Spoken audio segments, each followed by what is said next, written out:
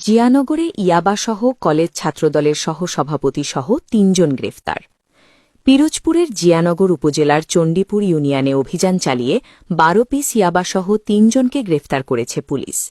বুধবার ২৬ ফেব্রুয়ারি রাত আনুমানিক ১০টা ৩০ ইন্দুরকানী থানার এসআই ইসমাইলের নেতৃত্বে পুলিশের একটি দল গোপন সংবাদের ভিত্তিতে চণ্ডীপুর এলাকায় অভিযান চালায়।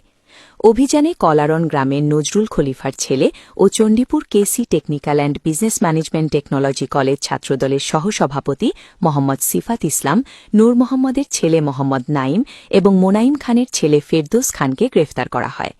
থানা পুলিশ সূত্রে জানা যায়, অভিযানের সময় নাইমের বাড়ির সামনে থেকে তাদের আটক করা হয়। এই সময় নাইমের কাছ থেকে ৮ পিস, সিফাত ইসলামের কাছ থেকে ২ পিস এবং ফেরদৌস খানের কাছ থেকে ২ পিস সহ মোট ১২ পিস ইয়াবা উদ্ধার করা হয়।